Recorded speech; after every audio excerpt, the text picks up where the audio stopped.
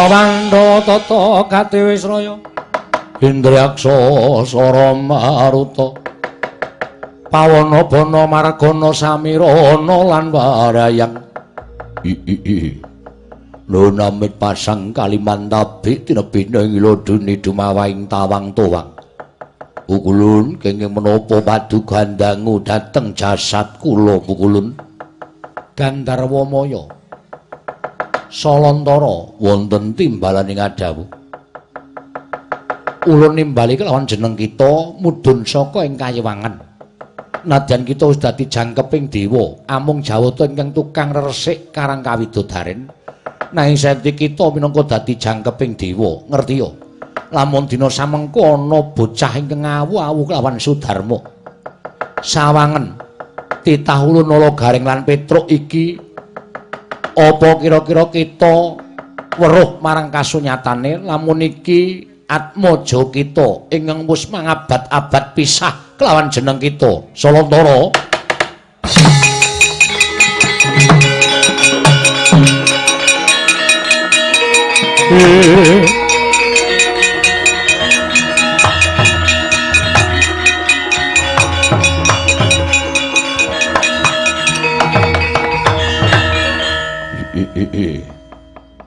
Nuwun sewu Pukulun kula dereng nate tepang kalian lare-lare menika. Terus? Aku dadi bapakne awake dhewe kok kaya gendruwo ngono. Wis to reng kowe iki menengo wae iki lagi dicocoke bener apa ora? Kita mboya tepung, kula mboten nate ngertos kalian titah-titah menika nyuwun pangapunten. Kena ngopo kita selak kelawan kahanan kita Salantara Gandharwa Maya eling-elingen lelakon wis kepungkur apa kita lali kelawan lelakon kita duk nalika isih urip ana ing jagat durung kedunungan menungso kita dadi bangsaning jim kita anak-anak ya kuwi loro cacahe pecruk lan mercukilan apa kita ora kelingan nyuwun pangapunten kula mboten rumaos gadhahi anak ing kados mekaten Pukulun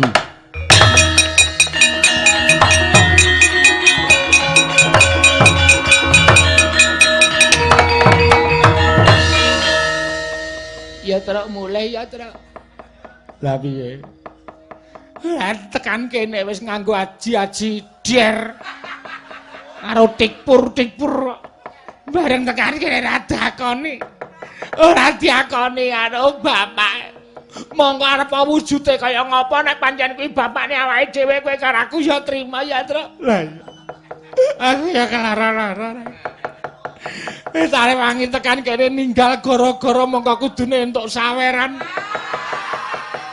Ndendane aku ora diakoni karo wong tuaku dhewe. Yen kita ora bisa nyawang wujude kaya ngene, mula tak balekke marang asal mula bukaning atmaja kita sakarone Salantara.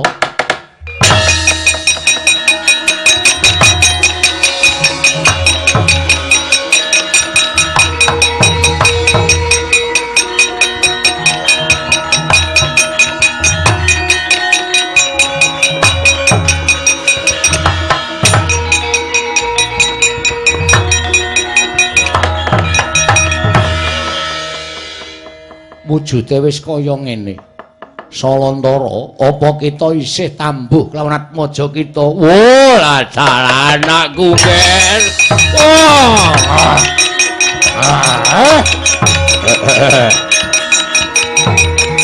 Oh, ladal.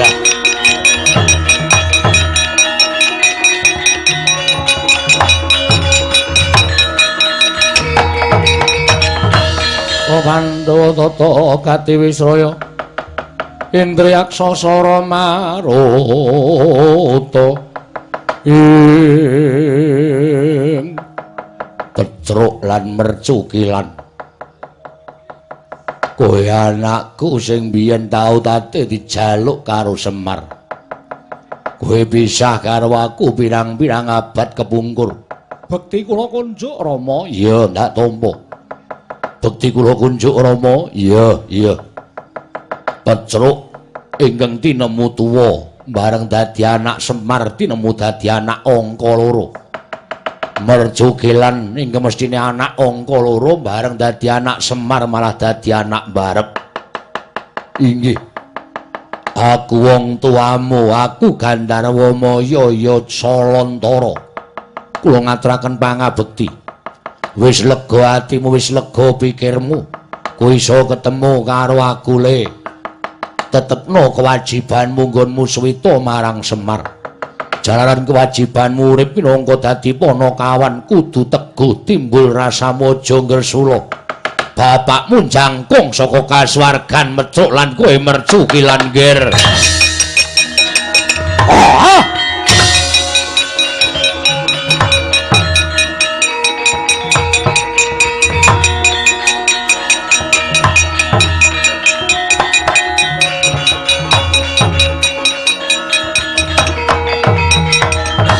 Redo mangawur-awur wurahan tengarane ngajurit gong makuru gongso pukulun lega raos sing manah kula dene sampun kesempatan kula pinanggih lan tiyang sepuh kula Sudarma kula inggih menika pun Gandharwa Maya inggih Begawan Salantara pukulun marem raos sing manah kula kejaba saka kuwi gandeng kita ingkang wis bisa ketemu kan wong atuwa kita ulun jaluk tulung padangno jagat raya. Wektu dina iki kita aja nganggo jeneng Petruk lan Mercukilan mundhak kawanguran dening sapa wae. Nanging bakal ulun lih jeneng kita. Kita nganggo tetenger ya kuwi Soma Lelana lan Soma Ngerjita nggih.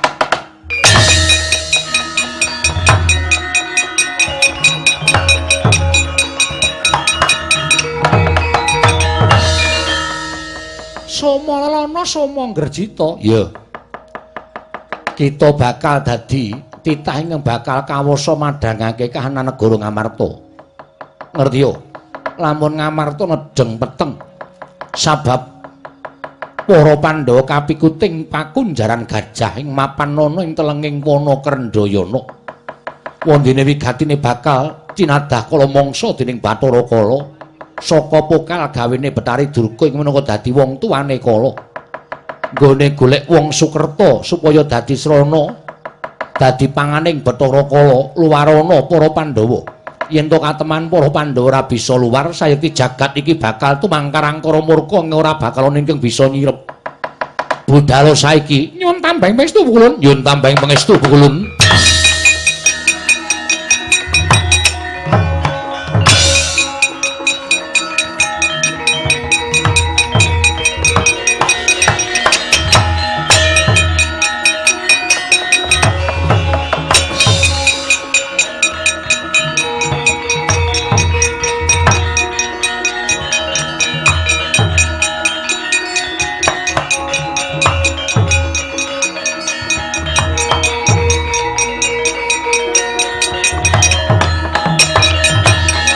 Rahina smupang wangaruna kadinetrane nganggo rapuh sabdaning kukiloring kanigara saketer kene donganing kong lir wuwu sing pene panca mangsuli kandha nenggih para Pandhawa ingkang kinunjara wonten pakunjaran gajah datan saged nglawat nenggih sanggya para Pandhawa 5 cacahe.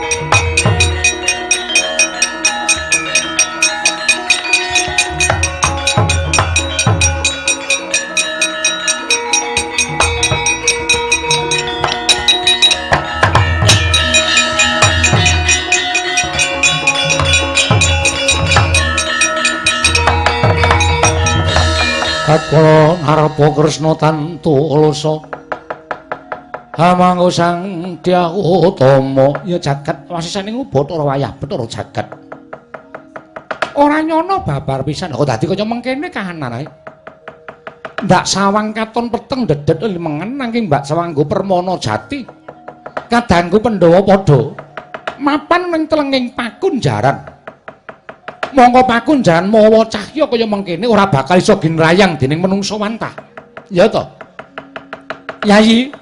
Yayi Prabu Puntadewa Werkudara Janaka kembar ora susah dadak nelongso telenging ati Dimas tak goleke dalan padhang muga-muga iso luar saka pakunjaran iki Yayi Darmaji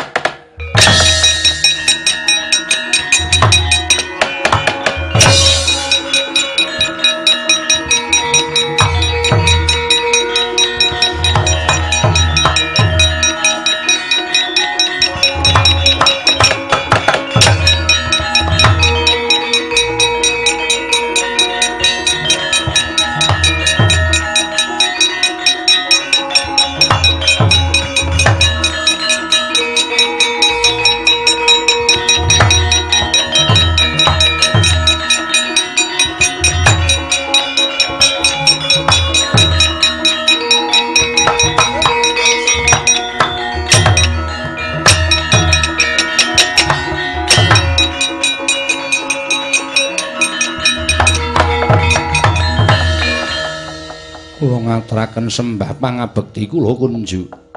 Iya. Abimanyu ndak tampa pangestuku tampanana kula pundi nggo jimat. Bekti kula katur sinuwun. Kakang Semar ndak tampa. Bekti kula katur sinuwun. Sinuwun. Iya Bagong ndak tampa pangestuku tampanana Bagong. Nono nggih sanget anggen kandhataken nyuwun. Nek ngantuk rasah metu. Omong kok saya alon, omong kok fit out. Menengar ta, Mir? Wonten menapa, wa? Abimanyu, kula wonten maring dawuh. Ngertiya, lamun samengko para Pandhawa wong atuamu kinunjara ana ing pakunjaran telenging wana Krendayana. Awit pokal gawene Panjabetari Druga ngene bakal golekake pangan lawan para Pandhawa mekaten. Menawi kelilan kula badhe jujuk wana Krendayana pepunden kula para Pandhawa badhe kula luwari ora bakal lakon sabab dak sawang kekuwataning pakunjaran ngungkuli marang apa wae kinubengan wujuding cahya ing gemebyar ginrayang nganggo asta wantah wae ora bakal bisa kelakon lha kok kowe arep ngluwari pepundenmu ki karepmu piye lajeng keparengipun kewajibaning nom-noman tunggune negara Ngamarta lajeng wa badhe tindak pundi aku yang bakal budidaya ngluwari para Pandhawa serananipun aku tak golek wong sing ampuh sing digdaya mekaten kowe bali ning negara Ngamarta karo Semar nggih Bagong melu aku wah wis kehancuran melanda diriku nek didhawuhi Ndara iki sing ngestokke. Aku wis ngerti Pak kuwi engko ki Bagong melu aku terus dhek pleper mabur. Aku mabur pisane meng nunut Mentekno aku durung tau numpak pesawat terus dielokke. Sekali naik pesawat 4 kali. Ora nglereng aku. Lah kowe nang kono ngopo? Lho, turu. Piye ora nglereng? Kaya ngono kok dipamer-pamerke. Ora ana gawene kok. Entek-entekke dhuwit. Upama di keke sing ngebasi rak malah bathi rada akeh. Ora omong sing cemlongan, cenemongan, Pak. Sing apik nek micara. Abimanyu baliya karo Semar, Bagong melu aku. Inggih, sendika ngestaken dawuh.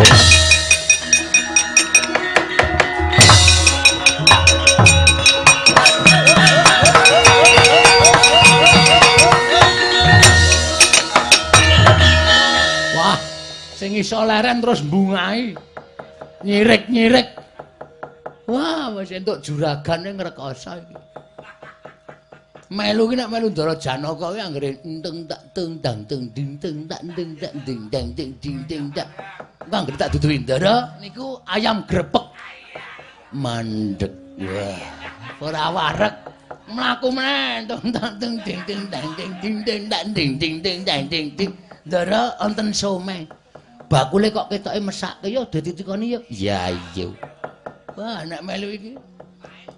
Ndara wonten rumah makan, prihatin, prihatin. Wong nyuda mangan ki bakal caket kanugrahane. Tremblek, tremblek. Kowe seneng ora melu aku? Ah mboten. Jujur ora seneng. Ngopo? Aku nek muni ora seneng ya omong ora seneng kok. Bangane aku seneng muni ora seneng muni seneng ki melawan batine dhewe. Ya wis, nek ora gelem tak tinggal kene wis ben. Wis sakarepmu, kowe pangan macan ya sakarepmu, mudhar ning kene ya sakarepmu. Aku ki bendaramu kok tok sepelekke. Ya aja ngono. Ning aja mabur. Nek kowe mabur kula mlaku, wah ya cilaka. Ya, mlaku kabeh. Ya, janji lho. Iya, oke. Tak dereke.